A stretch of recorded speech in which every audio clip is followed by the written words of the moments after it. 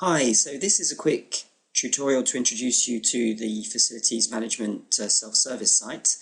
The idea behind this site is to give you as much information as possible in the quickest possible way and making it as accessible as possible as well.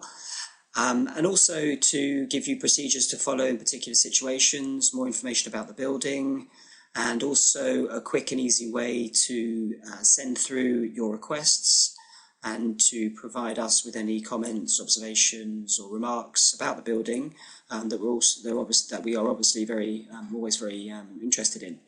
Okay, so just to get started, what you're seeing here is a restricted version of the site. To be able to see all of the site, you'd need to log in, and to log in, you'd click obviously on sign in at the top, and if you already had a username and password, you'd be adding them here. You need to request a username and password by registering. If you click down here, you'll then receive an email that gives you your username and password that you're also able to change if you wish. And you've obviously got a link here as well if you lose your password. But let's just go back and see what you have access to without logging in. So first up, you've got the search option at the top. So you can put any term in, and if there's an article or some content on the site that includes that term, then it will show up. So let's just try an obvious one, which is fire. And underneath, you'll see this is the knowledge base here. And you've got an article here, which is an emergency workflow step by step. So this is showing you what to do in a very quick and easy way in case of particular problems arising in the building. So a serious incident, fire, unauthorized people, health and safety risks, etc. So you've just got a couple of steps to follow there. Okay. To come back to the results, you could obviously click back, or to go back to the main screen, you can use the breadcrumbs at the top here. Okay, so I'm going to go back to the main screen. Underneath, we just mentioned emergencies, but you've got quick access to emergency procedures here by clicking there. Okay, and then underneath we've got how to get started guide and some other information about health and safety in the building as well.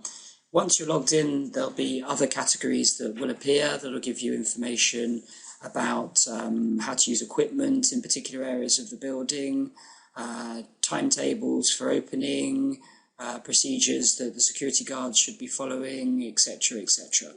But let's just move on and look at how to log a request with us. If you click up here on Submit a Request, you'll come through to this screen. You then need to select the form that best describes your need. So you've got a generic one here at the bottom, which is all other requests. So if you don't find something that reflects the request you want to make to us higher up, you can always use that one at the bottom. So let's just choose one. Let's just choose cleaning as an example. So for example, you need extra cleaning, or you feel the cleaning hasn't been done properly. Just remember here also, in an emergency situation, you've always got the security guards on this number here. Okay. So let's go back to this cleaning request example. So if you're logged in, your email address will appear automatically. If not, we're asking you to put a subject in, a short description. Type is, perhaps you'd have a question, it might be an incident, a problem. If you want us to do something, you ought to choose a task. If you want, for example, in this example, for cleaning to be carried out on a particular day, choose the task. And then we ask you to put in a date, so I'll choose tomorrow. So that's the date by which you need it to be done. And then the urgency level. So how we've defined it is that we give priority to anything to do with health and safety, or something that adversely affects the service that you can provide the customers of the British Council. So if that's the case, choose this one, and we'll be onto that straight away. If not, please choose non-urgent, okay? And then we'd like you to tell us which room it's in and which floor. So it helps us to locate the problem or the incident more quickly. And you can obviously click here to add an attached file. Okay, you can even do a screencast as well, but that's more to do with IT problems, which we're not dealing with in this site at the moment.